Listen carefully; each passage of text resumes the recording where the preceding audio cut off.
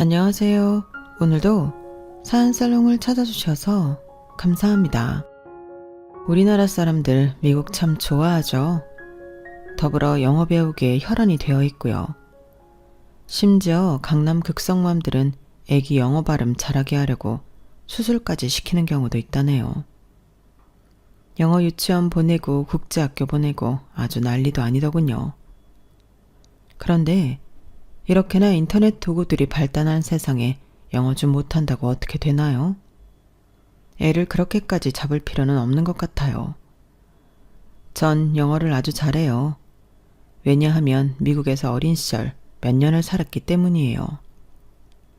그런데 오히려 영어를 잊고 싶은 적도 많았어요. 왜냐하면 영어를 하는 순간마다 미국에서의 안 좋은 기억이 떠오르거든요. 아빠와 새엄마를 따라간 미국에서 전 완전히 밑바닥 대우를 받아야 했어요. 우리 엄마와 아빠는 성격 차이로 이혼하셨는데 아마도 그 성격 차이라는 것을 어느 날 갑자기 아빠가 만들어낸 것 같아요. 평범하게 잘 지내던 부부였는데 아빠가 어느 순간부터 성격이 지랄맞아지더니 엄마를 거의 버리다시피 일방적으로 이혼했거든요. 그러면서 딸내미인 저는 또 데려가려 했어요. 아빠의 그때 그 심보를 도저히 이해 못하겠어요. 외동딸이 나를 데려가려고 마음먹었으면 제대로 잘 키우든가 아님 아예 엄마 곁으로 보내주던가. 둘 중 하나도 제대로 이행하지 않은 채 전 심지어 다른 백인 가정에 입양이 되었다가 몇 년 뒤 파양까지 당했어요. 그 백인 가정의 경제적 상황이 악화됐다는 이유였죠. 제가 무슨 인형이나 애완동물도 아니고 조디룰림 당하듯이 이 가정에서 쫓겨나고 저 가정에서도 쫓겨나다 보니 미국 생활에 정말 신물이 나더군요. 그땐 중학생 때라 어느 정도 컸기에 저 혼자 수속 다 밟아서 한국으로 와버렸어요. 그리고는 한국에서 다시 고등학교를 제대로 졸업했고 그 고등학교 시절이 저에겐 가장 행복한 순간이었네요. 저 혼자 알바하면서 자급자족할 수 있었거든요. 그 후로 고졸이라는 이유로 차별도 많이 받고 멸시도 많이 당했지만 그래도 미국에서의 그 악몽 같은 생활보다는 한국에서 고졸로 평범하게 살아가는 생활이 좋았어요. 우리 아빠는 미국에 날 데려갈 때 엄마한테 정희에게 최고의 교육을 받게 할 테니 연락 끊고 살자고 하고 간 거였어요. 아빠의 약속은 전혀 지켜지지 못했고 괜히 엄마 아빠의 인연만 끊어졌었죠. 그러다가 또 극단적으로 마치 영화 속 장면처럼 두 분을 다시 만나게 돼요. 제 인생을 돌이켜보면 분명 운명이라는 게 있나 봐요. 보이지 않는 끈이 저 멀리 떨어져 있는 내 핏줄들을 다시금 이어주나 봐요. 어쩜 제 인생은 이렇게 한 장면 한 장면이 다 극적이고 영화 같은지 롤러코스터를 타고 가는 듯한 이 세상이 어쩔 땐 너무 버거워서 제발 우리 딸은 제 인생, 제 팔자를 담지 않았으면 하는 바람이에요. 사람은 그저 아무 일 없이 평탄하고 평온하게 사는 게 제일인 것 같아요. 그래도 결혼하고 한 6, 7년쯤 되니 제 인생이 남들처럼 평범해졌다고 생각했어요. 시댁 식구들의 악마 같은 짓이 여전히 밉긴 하지만 그마저도 적응됐다고 생각했죠. 그런데 웬걸? 시동생이 웬 결혼할 여자와 동거를 한다더니 동서가 아주 더 엄청난 여자였던 거 있죠. 보통 여자가 아니고 완전히 구라쟁이 여자 말이에요. 저만 속여먹은 게 아니라 시댁 식구들까지 아주 온팡지게 속였더라고요. 그것도 모르고 시댁 식구들은 무슨 재미교포니 사돈이 회사 CEO니 미국 교수니 난리도 아니다가 다 밝혀지게 된 거죠. 꼴의 구라쟁이 동서는 형님인 제가 고졸에 보잘것없다고 생각하여 첫 만남부터 아주 무시해대더라고요. 전 동서의 실상을 다 알고 있었기에 이걸 덮어줘 말아 하고 있다가 아주 시원하게 발설해줬네요. 다들 당황하고 충격받아 자빠지고 난리 났죠. 아주 그 장면이 얼마나 꼬숩던지요. 제가 이 시점까지 오게 된 과정을 오늘 여러분께 낱낱이 보여드리려 해요. 제 글을 끝까지 다 읽어보시면 재미있는 영화 한 편 뚝딱 본 것 같은 느낌이 드실 거예요. 비록 전 오늘까지 살아오는데 죽을 힘을 다해 힘겨운 나날도 있었지만 그렇게 부정적으로 생각하지만은 않으려고 해요. 그런 힘든 과정이 있었기에 내면이 더욱 단단해져서 앞으로 무슨 일이 닥쳐와도 눈 하나 깜짝 안 할 자신이 있거든요. 대한민국에서 저만큼 깡센 여자는 드물 거예요. 지나간 저의 세월들이 저를 그렇게 드세게 만들었네요. 이 글을 통해 대한민국 아줌마들 화이팅입니다 라고 외치고 싶었어요. 그럼 제 인생 이야기 시작해 볼게요. 저희 결혼 생활은 정말 순탄치 않았어요. 불과 최근까지도 말이죠.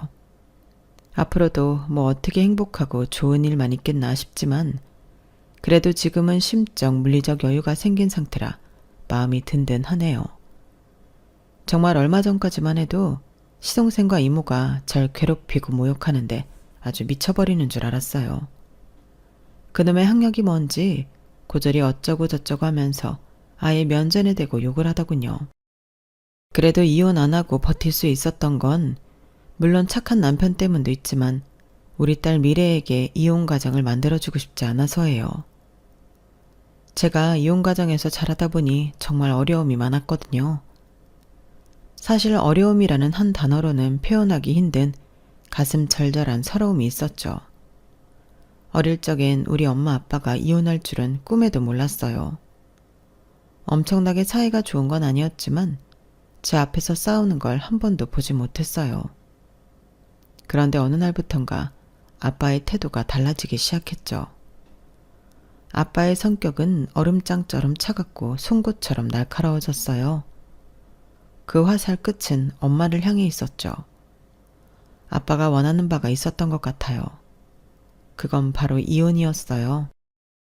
전화 상담원이었던 엄마는 다소 불안정한 직업이었지만 그래도 직장은 있었기에 이혼하고도 외동딸인 절 데리고 살 수 있다고 판단했던 것 같아요. 그래서 아빠의 끈질긴 이혼 요구에 두 손 두 발 다 들고 알았다고 하더군요. 그래 정희 아빠, 당신이 그렇게 이혼하고 싶다면 좋아. 나도 나한테서 마음 떠난 남자 안 잡어. 내가 우리 정희 먹여 살릴 수 있어. 양육비만 꼬박꼬박 쳐. 당신이 원하는 대로 도장 찍읍시다 당장. 그런데 아빠가 원하는 바는 달랐어요. 누구 맘대로 정희를 데려가겠다는 거야. 나 이혼하면 미국에서 살 거야. 내가 우리 정희 최고로 교육받으며 살게 해줄 테니 당신이야말로 정희랑 연락 끊고 양육비 한 푼 받을 생각 마. 엄마는 아빠의 제안에 충격을 받았어요. 하지만 교육열이 있던 엄마는 절 미국에서 공부시키겠다는 아빠의 말에 혹했던 것 같아요. 몇 날 며칠 고민 끝에 흐느껴 울며 결정을 내리더군요. 미안하다 정희야. 엄마는 아빠랑 헤어지고 혼자 널 키우며 살려고 마음먹었는데 생각해보니 그래도 큰 세상에서 좋은 교육 받고 영어도 공부하는 게 너에게 더 좋을 것 같아. 엄마가 꼬박꼬박 연락하고 가끔은 찾아도 갈게. 먼 곳이지만 엄마랑 헤어졌다고 생각하지 말고 유학 갔다고 생각하고 공부 열심히 하렴. 알았지? 아빠가 엄마한테는 모질게 굴어도 하나뿐인 외동딸이 너에게는 잘 대해주실 거야. 정말 미안하다 정희야. 그땐 저도 너무 어려서 두 분의 대화가 대체 무슨 말인지도 모른 채 땅 따먹기 하듯 정해진 대로 따라가야 했어요. 단순히 성격 차이로 이혼한 줄 알았던 아빠를 따라 미국으로 향했죠. 그런데 이게 웬걸? 아빠를 따라간 낯선 타국에는 아빠의 또 다른 가족들이 있었어요.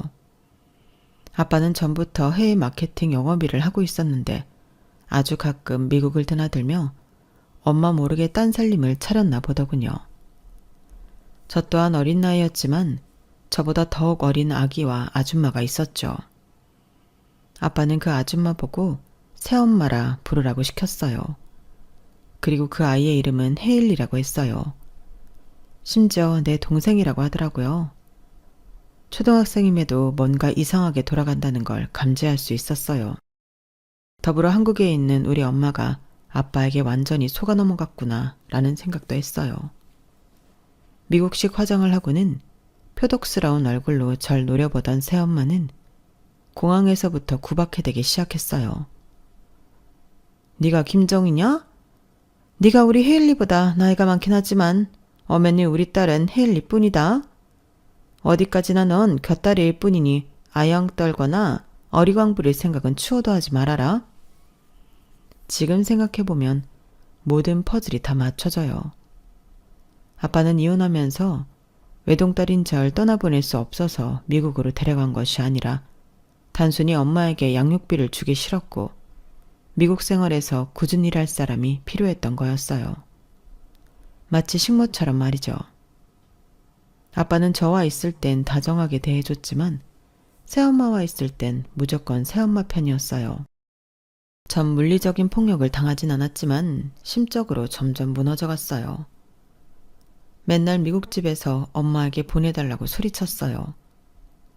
난 이 집안 딸도 아니에요. 이 집안에선 오직 헤일리만 딸 취급받잖아요.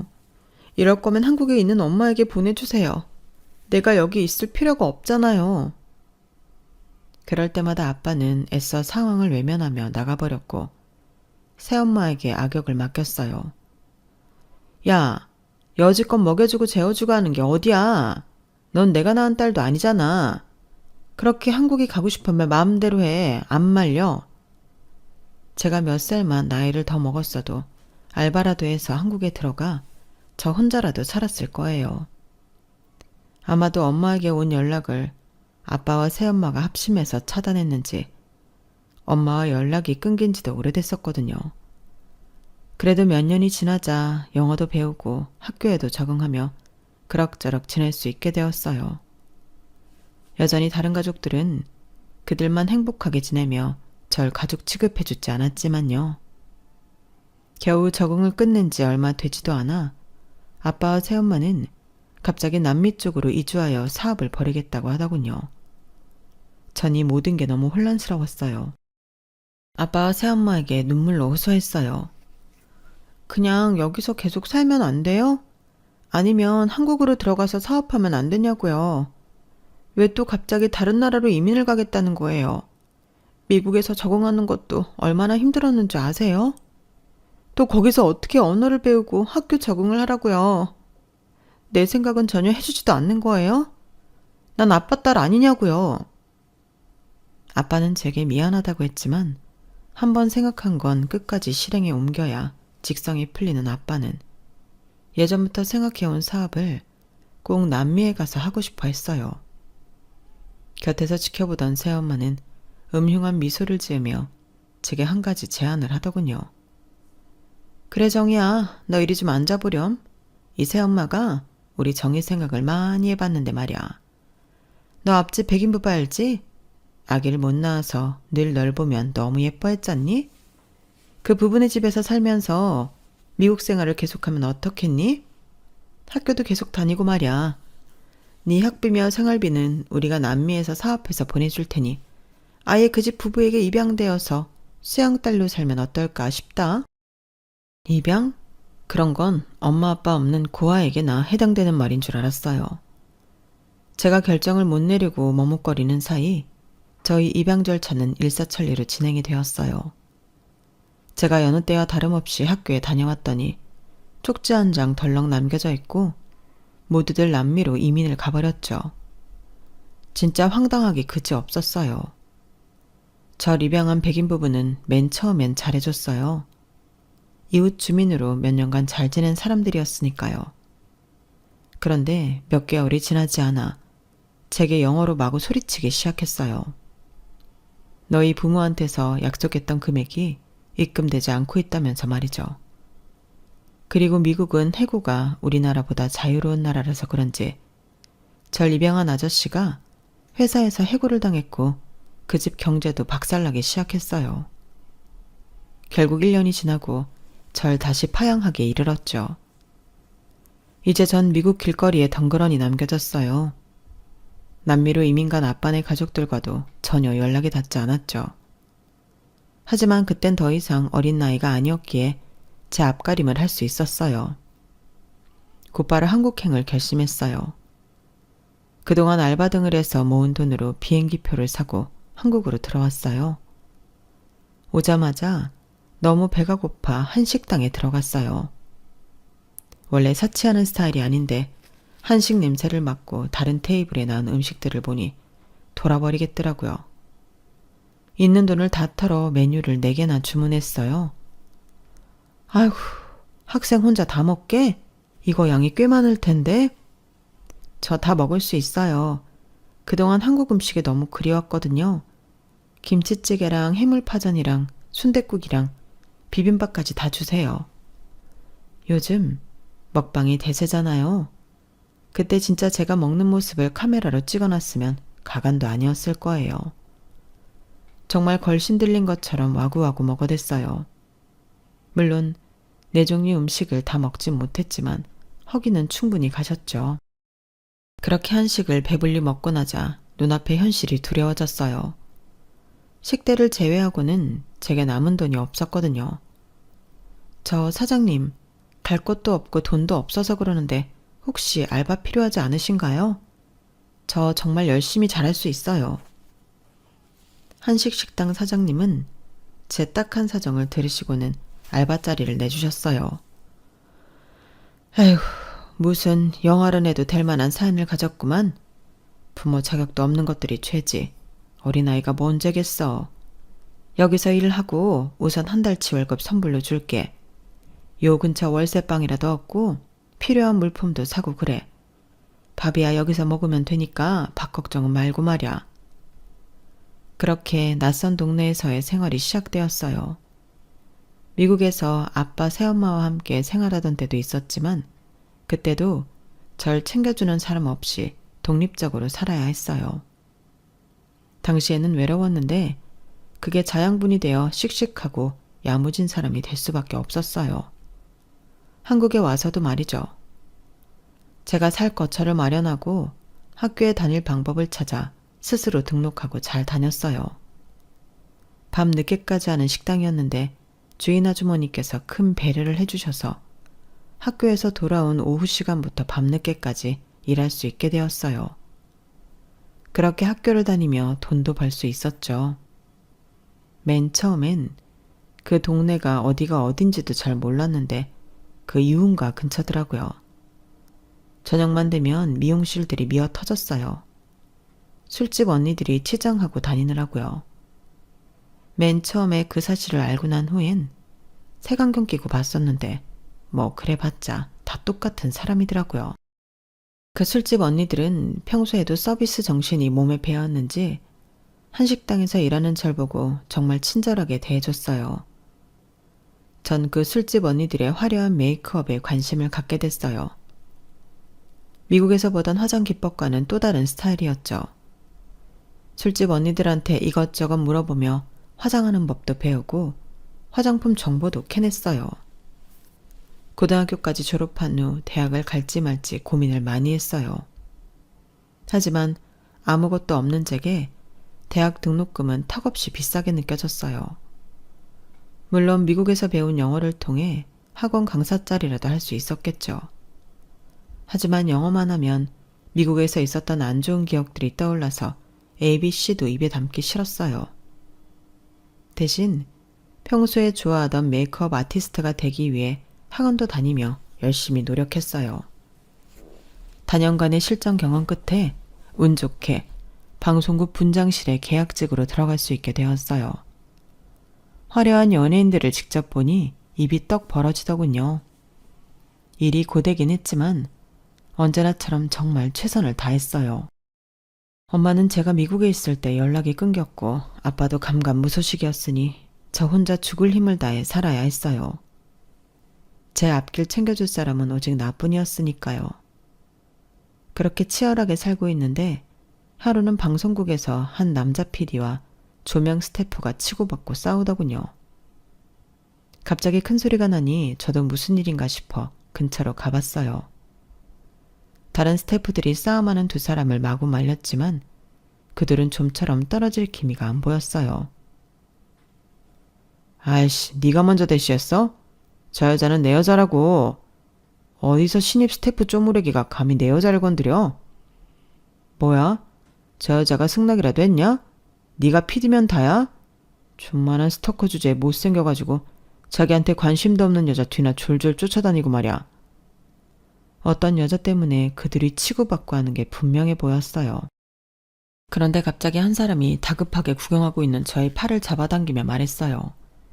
김정희 씨, 거기서 그렇게 강 건너 불구경만 할 거야? 지금 이 두 사람 김정희 씨 때문에 싸우는 거 아니야. 정희 씨가 이 두 사람 다 데리고 살든지 말든지 좀 나서서 뜯어 말려보라고.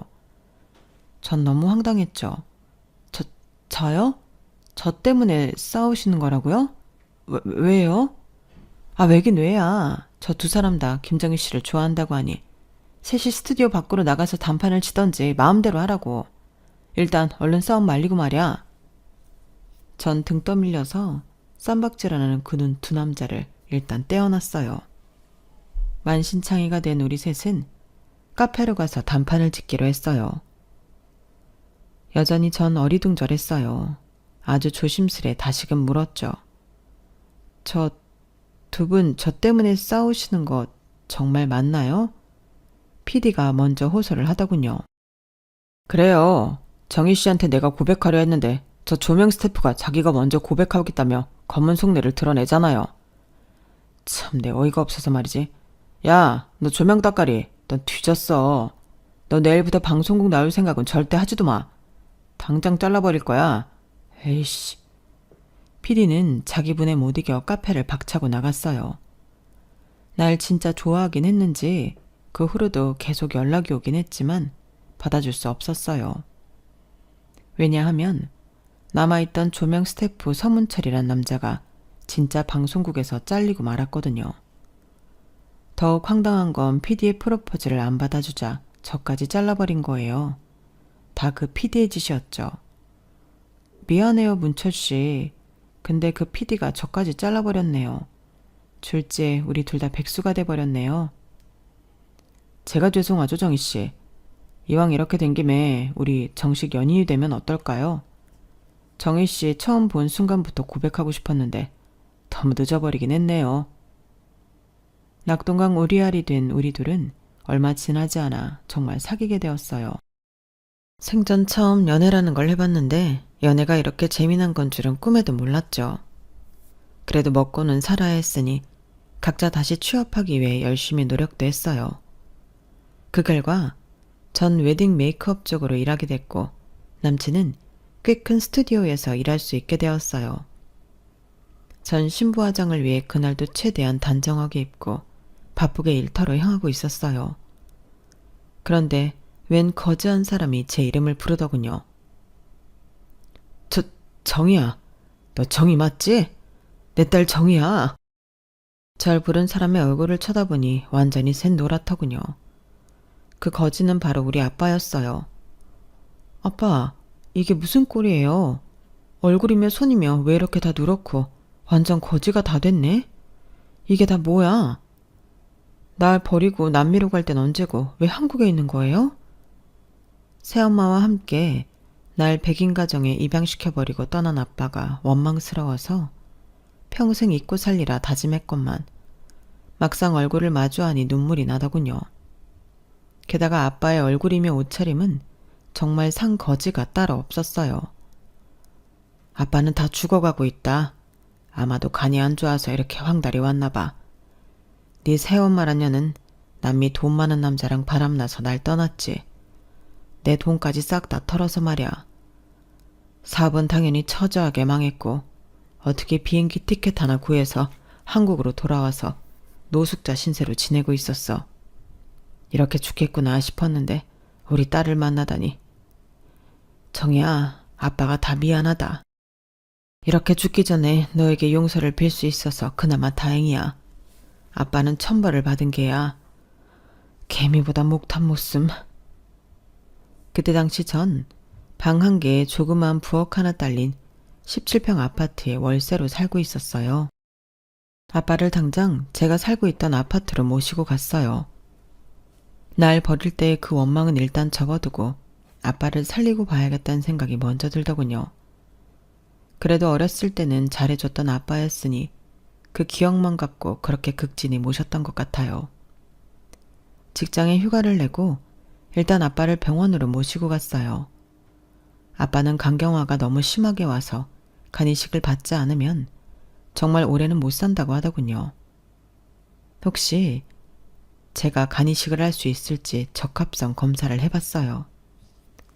결과는 아빠의 피를 물려받은 딸이어서 그런지 가능하다고 하더군요. 아빠에게 말했죠. 아빠, 내가 아빠 살릴 수 있을 것 같아. 얼른 간이식 수술 날짜 잡읍시다. 아니다, 정이야. 우리 딸을 제대로 키우지도 못한 못난 애비한테 소중한 우리 딸의 간을 받다니. 그러면 난 진짜 사람도 아니다. 곱디고 온 너에게 무슨 일이라도 생기면 어쩌니. 수술이 보통 일이 아닌 것을. 됐다. 그렇게 마음 써주는 것만으로 아빠는 너무 감사하다. 아빠는 한사코 사양했어요. 전 남친까지 데려와서 아빠를 설득했지만 아빠는 좀처럼 내 말을 듣지 않았어요. 그렇게 아빠는 한 달 만에 세상을 뜨고 말았죠. 한 달을 병원에 입원해 있다가 가셨어요. 한 달간은 신부 화장일까지 멈추고 아빠 곁을 지켰어요. 생명의 불이 꺼지고 있는 아빠를 붙잡고 그래도 그동안 있었던 일을 이야기하며 행복했어요.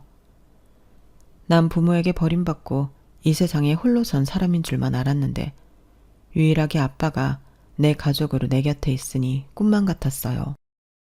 원망도 정말 많이 했던 아빠였지만 내가 간이식을 해드려서 꼭 살리고 싶었죠. 제 뜻대로 되진 않았지만 아빠와 화해를 하고 보내드릴 수 있어서 그나마 좋았어요. 그렇게 믿기지 않는 한 달을 보내고 전 다시 일터로 복귀했어요. 물론 한 달간이나 공백 상태였기에 다니던 웨딩 메이크업 업체에서는 잘렸고 다른 업체에서 일하게 되었어요. 저도 20대 후반을 향해 가고 남친도 30이 넘어가자 자연스레 결혼 이야기가 나왔어요. 전 가족이 없으니 남친네 가족만 우리 결혼을 오케이 하면 통과하는 거였죠. 남친은 큰아들이었고 그 아래로 남동생이 하나 있었는데 대기업 다닌다면서 남친 엄마의 자랑이라고 하더군요. 남친 엄마는 젊어서 홀로 되어 이 일 저 일 전전하며 알바만 하고 계셨고요. 설명만 들었을 때는 다들 괜찮은 사람들인 줄 알았어요. 그러다 남친 집에 가서 직접 만나보니 착한 남친과는 전혀 딴판이었어요. 살면서 그런 모욕은 처음 겪었죠. 김정인지 뭔지 난 모르겠고 너 애미애비도 없고 고등학교도 혼자 겨우 졸업했다며?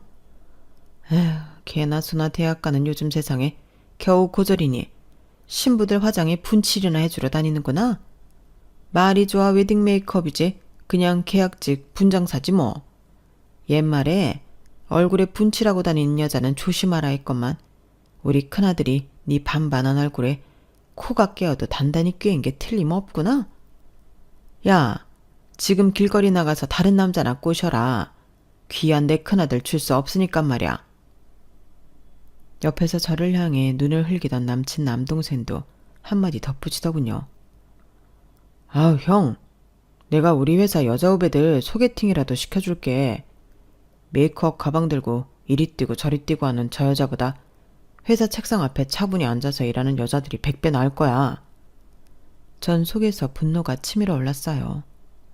남친 엄마와 그 남동생을 향해 소리 질렀죠. 그만, 지금 처음 만나는 사람한테 이렇게까지 먹을 줘도 되는 겁니까? 내가 뭐 돈 훔쳐서 생활하는 도둑놈이라도 된답니까? 열심히 돈 벌어서 정직하게 사는 사람입니다. 내가 우리 엄마 아빠랑 헤어지고 싶어서 헤어졌을까요? 그게 왜 내 탓이 되는 거죠? 얼마나 잘나셨는지 모르겠지만 보아하니 이 집도 그리 좋은 집, 비싼 집은 아닌 것 같은데 사람 무시하지 마세요. 왠지 큰 싸움이 날 것 같으니까 남친이 절 데리고 황급히 나갔어요. 그렇게 남친 집에 제대로 들어가 보지도 못하고 문 앞에서 첫인사가 끝나고 말았네요. 그렇게 안 좋은 첫인상들을 받았는데 왜 그 집 며느리로 들어가게 됐냐고요? 그 사건 이후에도 남친과는 헤어지지 않고 계속 만나다가 혼전 임신을 하게 됐거든요. 저도 참 어리석죠. 하지만 이미 생긴 새 생명을 지울 순 없었어요. 저도 물론 남친의 가족들을 다시 보고 싶진 않았어요. 하지만 아무 가족도 없는 저를 물심양면으로 챙겨주는 남친과 헤어지기 힘들었고 소중한 아이까지 생겼으니 어쩔 수 없었죠. 그래서 이왕 이 집 며느리가 될 바에는 잘 지내보자 해서 예비 시모와 시동생들을 다시 만날 때는 최대한 제가 굽히고 들어갔어요. 예비 시모와 시동생도 제가 임신한 사실을 알고 있었죠. 기어코 애까지 임신해와서 결혼하려 드는구나? 아, 어쩔 수 없지. 일단 우리 집에서 제일 가까운 곳에 투룸 빌라라도 하나 얻어서 살 거라. 돈은 네 돈으로 하고 말이야. 분장사로 일하면서 돈 좀 모았다며? 혼수물품도 네 돈으로 다 채워놓고 중요한 건 시댁 인테리어도 좀 알아봐라. 아무리 친정이 없어도 할 건 해야 하지 않겠니?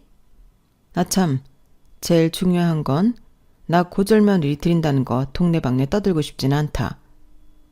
저도 화려한 결혼식은 원치 않았기에 그냥 오케이 하고 남편과 혼인신고만 하고 살았어요. 그 후로도 시모는 정말 많은 걸 요구했어요. 시모가 원하는 걸 웬만큼 채워넣으려다 보니 제가 가진 돈으로 모자라서 남편이 지금까지 모아놓은 돈에 대출까지 받아서 다 장만했어요.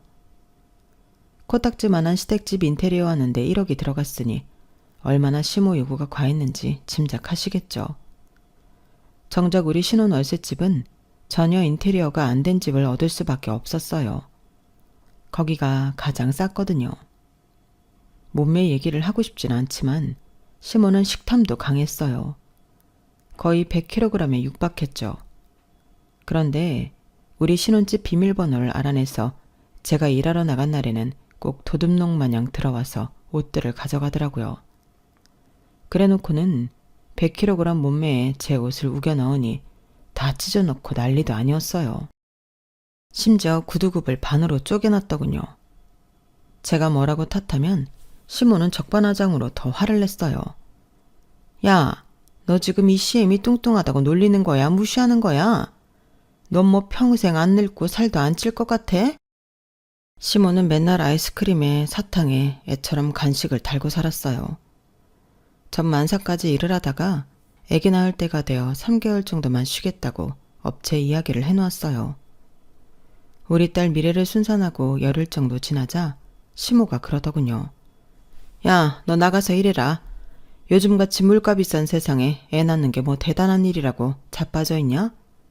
내가 알바 줄 테니 일자리 다시 알아봐. 애 낳고 딱 열흘 됐는데 저런 말을 하니 어이가 없었어요. 어머님, 회사에서도 3개월 쉬고 다시 나와서 일하라고 했어요. 다른 회사들은 1년, 2년씩 육아휴직 주는 것도 있다는데 전 3개월도 못 쉬고 다시 돈 벌라고요? 그렇게 못해요. 여자의 적은 여자라더니 어머님도 애 낳아보셨으면서 그런 말씀을 하세요. 저 출산한 지 이제 겨우 10일 됐다고요. 하지만 시모는 그 후로도 계속 집요하게 돈 벌러 나가라고 성화였어요. 그 목적은 딱 하나, 애 맡기고 육아수당을 달라는 거였죠. 야, 내가 당뇨에 고혈압까지 있는 약한 몸에 애까지 봐주려면 힘이 드니 한 달에 300씩은 내놔라. 아이를 어린이집에 맡기면서 앞뒤로 1~2시간씩만 봐주는 거였기에 시모가 원하는 돈을 다 주진 않았어요. 딱 절반만 드렸죠. 핏덩이를 어린이집과 미덥지 못한 시모한테 맡기려니 늘 불안했어요. 그러면서도 그놈의 돈이 뭔지 계속해서 일거리를 찾아 헤맸어요. 아직 출산한 지 3개월밖에 안 됐으니 저지 도는 걸 말리는 약을 먹으면서 일을 했어요. 아직도 그때 생각하면 마음이 아프네요. 그렇게 아이는 자라났고 결혼한 지 한 7년쯤 되었을 때 남편 회사에서 가족 운동회를 한다고 하더군요. 저도 우리 딸 미래와 함께 참석했죠. 남편 상사들에게 점수 좀 따기 위해 체력도 약한 제가 온갖 군데 다 참석하면서 열과 성을 다해 임했어요. 청팀 100팀으로 나눠서 했는데 다행히 우리 팀인 청팀이 이겼고 전 열심히 한 대가로 VIP 상까지 단상에 올라가 받게 되었네요. 남편 회사 체육대회에서 받는 변변찮은 상이었지만 상이라는 걸 난생 처음 받아봐서 쑥스러운 맘에 쭈뼛쭈뼛 단상에 올라갔죠. 그 회사 대표님의 와이프분께서 상을 주시더군요. 그런데 그분과 눈이 마주치는 순간 깜짝 놀라고 말았어요. 서로 얼음이 돼버렸죠. 정희 맞지? 김정희 씨 맞죠? 내 딸 정희 맞는 거지? 바로 우리 엄마였어요. 세월이 엄청나게 흘렀지만 어렸을 때 보던 그 모습에 머리만 희끗한 정도였기에 금방 알아볼 수 있었죠. 엄마, 나 정희 맞아요. 엄마 딸 정희 맞아요.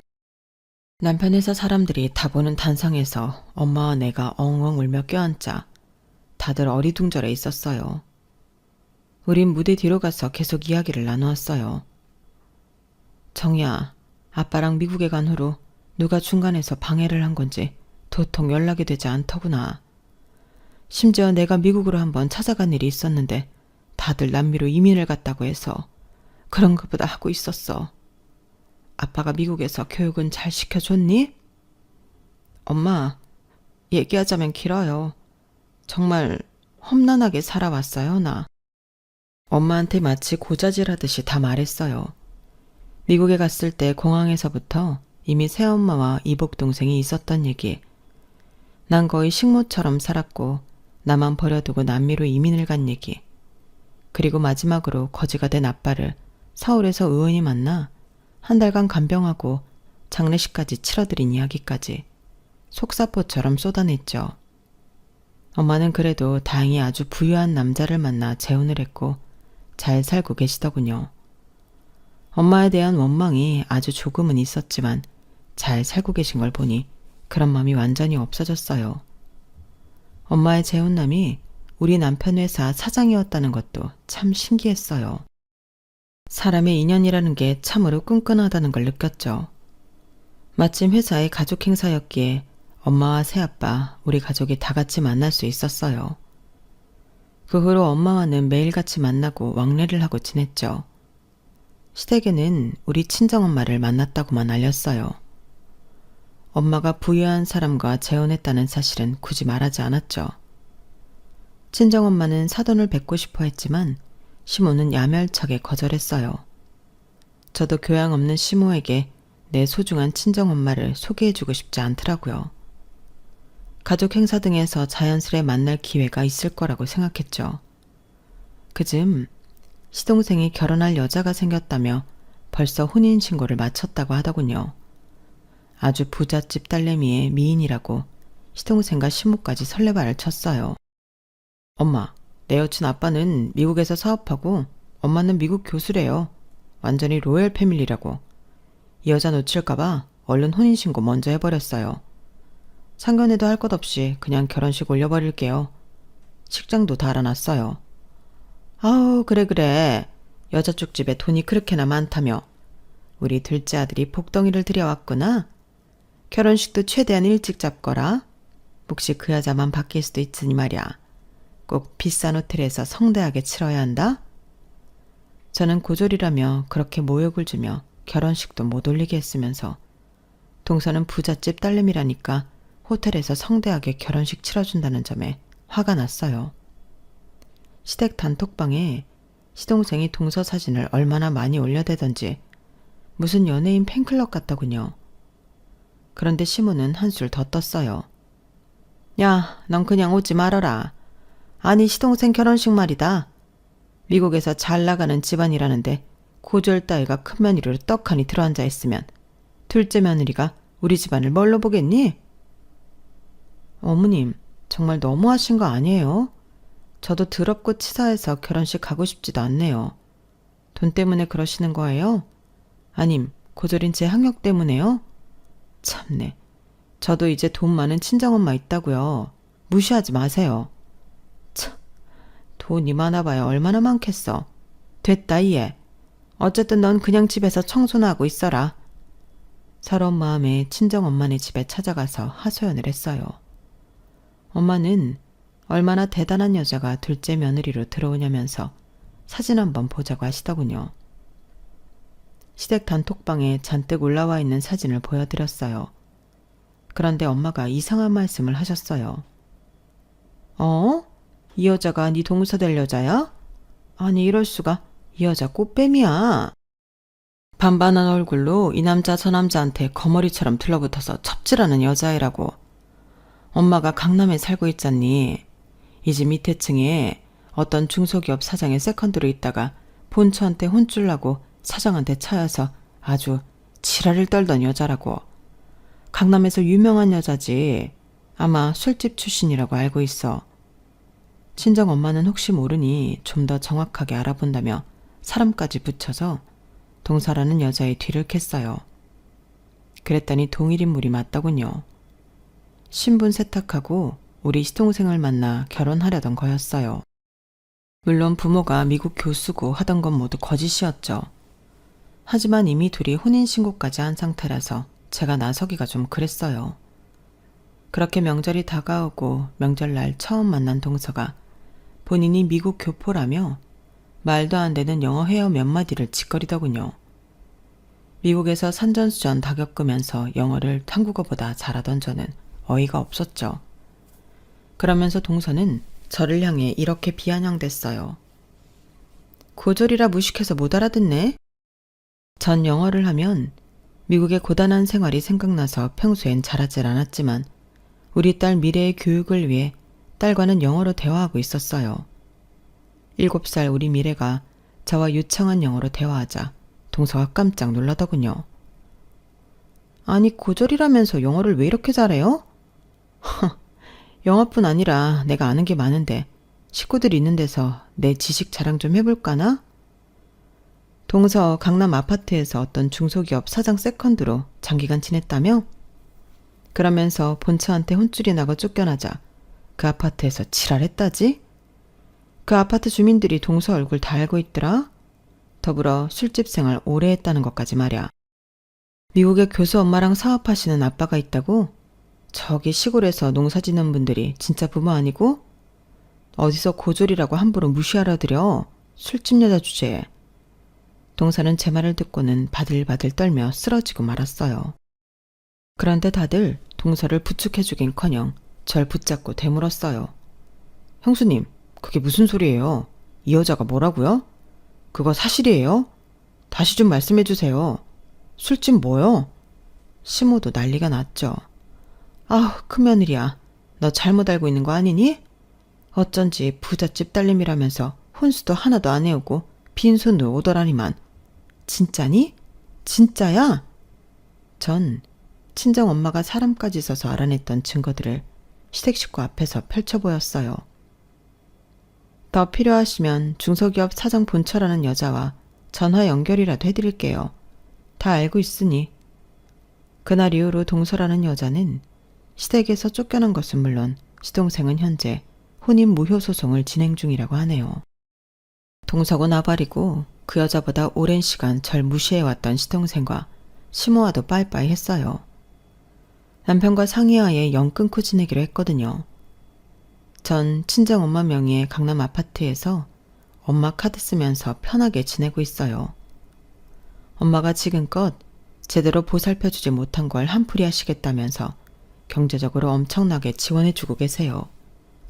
그렇다고 지금까지 생활과는 많이 다르게 펑펑 쓰고 있진 않아요. 하지만 확실히 돈이 있으니 마음의 여유는 생기네요. 아참, 오늘도 시모한테서 돈 좀 꺼달라는 문자가 오긴 했는데 그냥 씹었어요. 그동안 들인 돈만 해도 꽤 되기에 앞으로는 알아서 사셨으면 좋겠네요. 시댁에서 구박받고 무시당하며 집안일 다 하면서 용돈까지 드린 걸로 제 몫은 다 했다고 생각하거든요. 이제 평생 서로 얼굴 안 보고 왕래도 없이 살 생각입니다. 지금부터는 우리 남편과 딸 미래를 돌보며 편안하게 살고 싶어요. 일 욕심 줄이고 소소한 행복 누리면서 말이죠.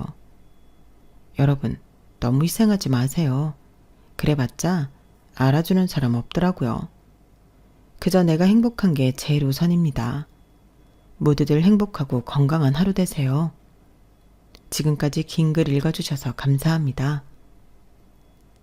여러분, 사연 댓글에 응원과 현명한 조언 부탁드려요. 좋아요와 구독은 저에게 큰 힘이 됩니다. 오늘도 좋은 일 가득하세요.